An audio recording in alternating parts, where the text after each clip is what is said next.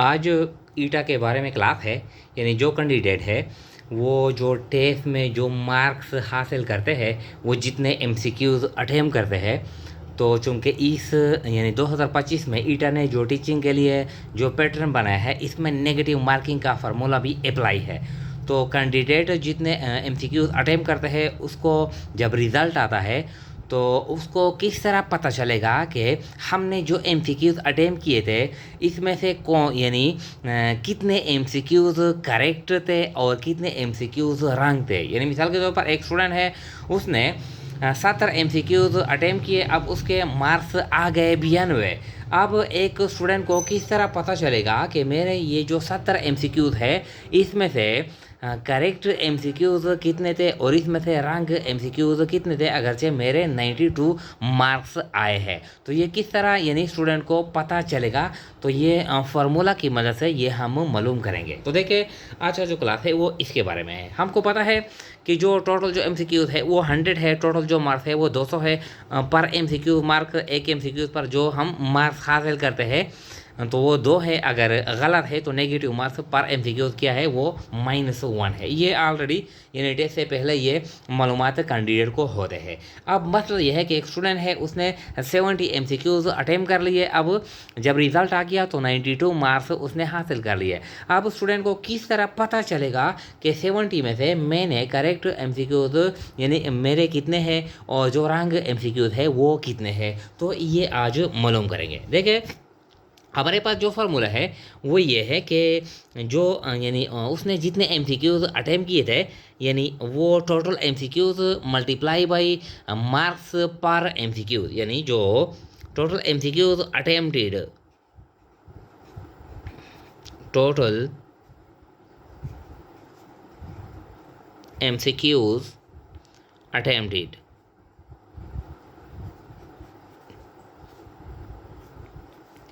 यानी वो यानी मार्क्स 70 है और एक एमसीक्यूज़ के 2 मार्क्स होते हैं।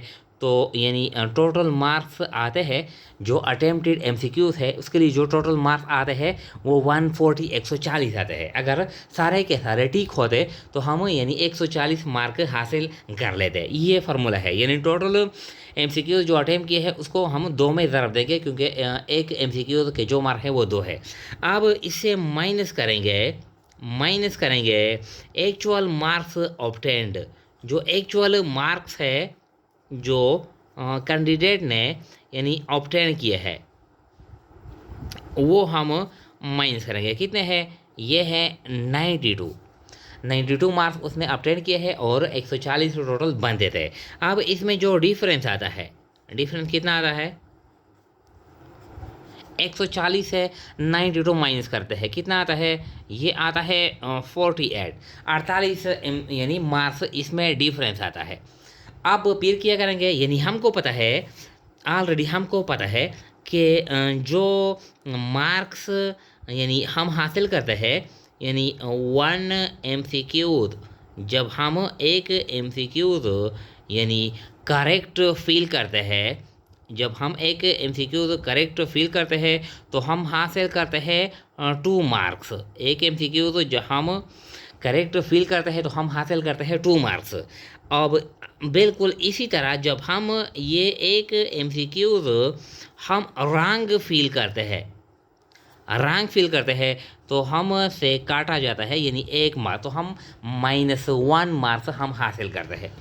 जब हम ठीक करते हैं तो हम 2 मार्क्स हासिल करते हैं, जब हम गलत करते हैं तो हमसे 1 मार्क्स काटा जाता है। अब क्वेश्चन ये है यहाँ पर कि एक एमसीक्यूज़ है, हमने गलत कर ली, तो जब हमने गलत कर ली तो ये 2 मार्क्स भी हमसे चले गए, अपने मार्क्स हमसे चले गए। ये फ़र्ज़ करेंगे कि एक एमसीक्यूज़ है, 2 मार्क्स है उसके, अब हमने गलत कर ली तो ये 2 मार्क्स हमारे अपने चले गए और हमसे 1 मार्क्स ये भी काट लिया गया। यानी अगर हम यानी फ़र्ज़ करते हैं कि एक एमसीक्यूज़ हमने गलत कर ली तो ये 2 मार्क्स हमारे अपने लूज़ हो गए, ये हमने ज़ाया कर लिया है और 1 मार्क्स हमसे एक्स्ट्रा भी काटा जाता है। तो क्या मतलब है कि हमारा जो टोटल जो लॉस होता है, टोटल लॉस, ये 3 मार्क्स यानी हमसे काटे जाते हैं। जो टोटल हमारा लॉस होता है वो 3 मार्क्स हमसे काटे जाते हैं। 2 MCQ तो यानी वो हम हासिल नहीं कर सकते, और 1 MCQ तो यानी 1 मार्क हमसे यानी काटा जाता है। टोटल मार्क्स हम 3 लूज़ करते हैं जब हम 1 MCQ तो यानी रॉन्गली फील करते हैं। ये आसान हो गया। अब फिर क्या करेंगे, देखें जो यानी ये 3 क्या है, ये 3 टोटल लॉस हो गया। अब जो डिफरेंस है, डिफरेंस यानी जो टोटल 140 और 92 में जो डिफरेंस आएगा ये तकसीम करेंगे 3 पर, इस पर। तो डिफरेंस कितना है, ये 48 है। 48 हम 3 पे तकसीम करेंगे, कितना आता है, तो 16 3 48। तो 16 ये गलत MCQ, गलत ये MCQs, यानी हमने जो 16 यानी 16 3 48 जो हमने 70 MCQs फील किए थे, इस 70 में से 16 MCQs किए थे वो गलत थे। यानी जब 70 में से 16 MCQs गलत थे तो हमारे कितने यानी करेक्ट थे, 54 MCQs हमारे करेक्ट थे, और 70 या 16 MCQs कितने किए थे वो गलत थे। तो हम इस तरह यानी जो भी मार्क्स हासिल करते हैं तो हम ये फार्मूला अप्लाई करेंगे। एक स्टूडेंट है मिसाल के तौर पर, उसने यानी जो 100 के 100 MCQs उसने फिल किया है, 100 MCQs उसने यानी अटेम्प्ट किए हैं। एक स्टूडेंट है उसने 100 MCQ अटेम्प्ट किए हैं और उसने जो मार्क्स यानी हासिल कर लिए मार्क्स वो है मिसाल लेते हैं कि वो है 110 है, क्या है वो 110 है। अब इस 100 में से कितने MCQ तो ठीक है और कितने गलत है, तो हम ये इस तरीके से हल करेंगे, यानी हल कर सकते हैं जो भी मार्क्स है।